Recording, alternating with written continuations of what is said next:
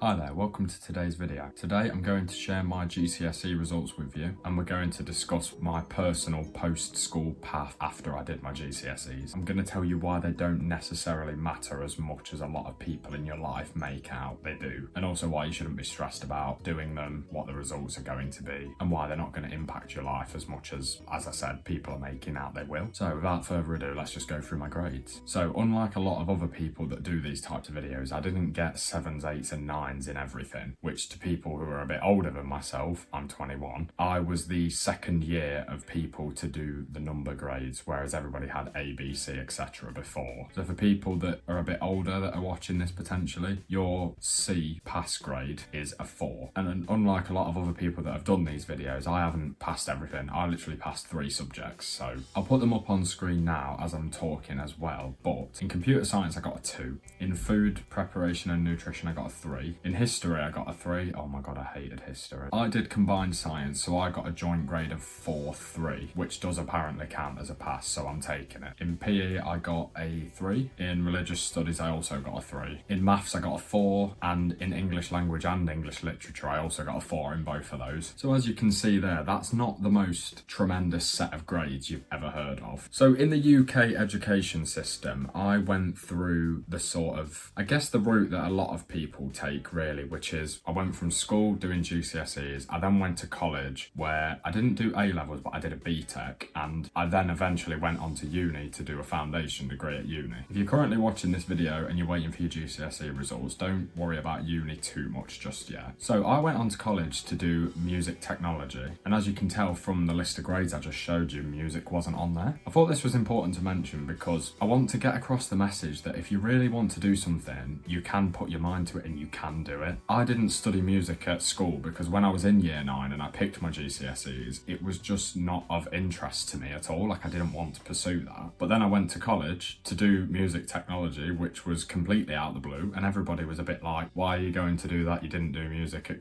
at school, sorry. But I said, you know what? I want to do that, so I'm going to pursue it. And I went for it, and guess what? I came out of it with a distinction, merit, which could have been anything from like fail, which would have been an F, pass, which is obviously a P, M for merit, and D for distinction. And I think there was distinction star, which is obviously one higher than distinction. So I went and studied music technology for 2 years at college and came out with one of the higher grades that you can get. And that was purely because I put my mind to it, and I didn't have that music GCSE to back me up. I didn't even study it. Hadn't done music since year 8 at school. So how old would that be? Like 15 years old? And then no, I think that sounds too old actually. Anyway, went to college to study music technology. I'm going to stop saying that now because I've said it so many times, you get the idea. But yeah, went to do that and passed with flying colours essentially. I know that's quite an uncommon scenario, but I thought that would be important to mention because I know there'll be someone out there who is in that same position that I was. But even for those that aren't in that position, you know, you may want to do something with art or photography or media studies, and you may have got a 9 and you want to go and pursue that, and that's great. You go for that. I'm sure you'll go on to smash it. Another thing I wanted to touch on was on a typical school week, Monday to Friday, my school that I went to, we started at 8:30 and we finished at 3:15. Every Monday morning for year 11, bar I think 2 or 3 of the whole school year, Monday mornings at 7:30 till 8:30 when we started in the morning, I went to a religious education club thing. Basically, not because I'm religious, but to study and try and get my knowledge better for when I eventually did my RE tests. So I think I missed the first week they put it on. I missed a week near Christmas, and I missed a week because I was sitting an exam that morning that wasn't my RE exam. So across the whole school year, I only missed those 3. So I did an extra hour of RE every week, which I know an hour doesn't sound like a lot, but this is somebody speaking who didn't revise that much. The main things I did revise were maths, because when I went into year 11, I was currently at a level 2 in maths, so I didn't even think I had a chance of passing maths when I went into year 11, but I did. It did help because I had a good teacher, but obviously I put that hard work in myself. I did a lot of science study with my partner because we were both not the best at that, so we studied that together a lot. And then, as I said, I did a little bit of RE outside of that 1 hour every Monday morning, and obviously you had RE lessons as well, so I was getting sort of practice in there too. But it just goes to show, as I said before on my grades, I came out with a 3 in RE, and I did extra study on that for the whole year. I suppose in a way you could argue that's probably my fault. I should have done more revision if my knowledge level wasn't up there, but I actually went into the RE exam super confident. I was like, yeah, I've got this, gonna get a 5, 6, maybe even a 7 if I'm lucky, and I came out with a 3. I was a bit disappointed at that. Another thing I want to point out about my grades is computer science, history, PE, and food tech. They were the 4 GCSEs that I chose, and if you didn't notice this before, I didn't pass a single one of those GCSEs. But believe it or not, it annoyed me even more because at my school it was mandatory to take RE. I don't know if that is the case at every school. Obviously, I've not really looked into it because I haven't been to school for 4 years. 5 years? Oh no. But I think RE is mandatory in most schools now, if not all of them, because I remember there being a bit of chat about that when I was in year 11. Anyway, I was more frustrated that I didn't pass RE than any of my GCSE grades because I put in that extra time every Monday morning. Getting up at 6:30 on a Monday morning to go to school, it was just not fun. And I just thought, what a waste of time. I spent all those extra hours earlier getting up in the morning to go to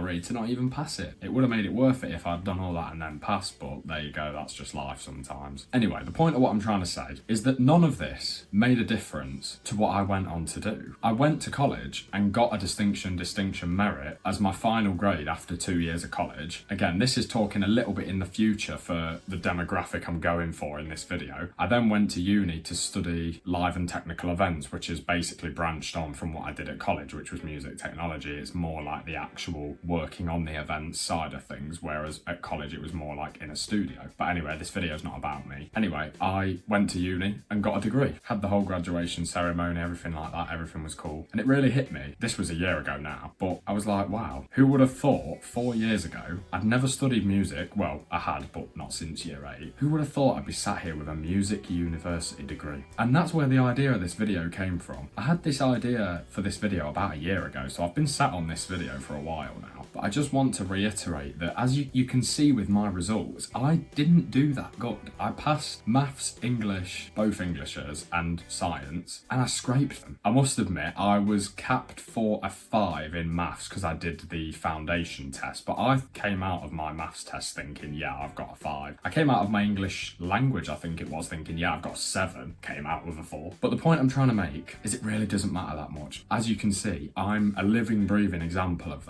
that your GCSE grades just do not define you. I know it's hard to believe that in the moment because of everything you're getting told. You're getting teachers, potentially family members, friends even, brothers, sisters. You need to do well in school, all of this, media pressure, all these things just add up and it stresses you out, honestly, more than it needs to. I've been there. I was there in year 11 stressing about my GCSEs, thought the only thing I would pass was English literature, and I mean I did pass it, but again, scraped it. But hey, if that number's a 4, it doesn't matter if you scraped it or you was 1 mark away from a 5, doesn't matter. Short bit of advice giving, easier said than done, but just stay calm in your tests and just remember that if you don't do amazing in any of them, it's not the end of the world. Your life isn't over if you don't do great in every test. If you're feeling like you're being treated like a kid when you feel a bit more mature, a bit older, because I felt like that at school, when you then move on to your next stage of life, whether that be college, an apprenticeship, work, or whatever else you do these days, you're going to feel so much more freedom than you feel right now. When it comes to September, October, past Christmas, etc., you're not going to believe the change. I promise you it'll be the best thing you experience for at least the last year, probably. This is probably a controversial thing to say because I know people care a lot about how their kids do at school or, you know, but a lot of GCSEs make zero difference unless you want to go into a job immediately after school that means you need a good grade. You can basically get practice to do anything. Example, history teacher. Yes, you're probably going to need a history GCSE to be a history teacher. I've not looked into it, but if I wanted to become a history teacher, will never happen, but if I did, I can imagine I would be able to get trained up in the right way without a history GCSE to become a history teacher. I don't think if I was a great, fully trained history whiz, they're not going to turn me down for a history teacher if I'm really amazing at it. Your life is your oyster. You can basically do whatever you want with with it, and I know that some people may have certain restrictions like funding or people holding them back, or I get it, I've been there, but you are your own person, and although it is really hard right now, you've just got to push through it because the good times are coming. Good luck. I hope you get the grades you want, but just remember, if you don't, it's totally okay. Anyway, thanks for watching this video. I'd love for some comments to be left down below because I want to have a chat with people about this, because I'm sure I will have missed things that I wanted to say. Let me know how you're feeling down below, any worries, concerns you have. I'm here for a chat. I reply to all my comments, so I'll be down there waiting for you. Leave a like, comment and subscribe. I really appreciate your time today. Thanks for watching.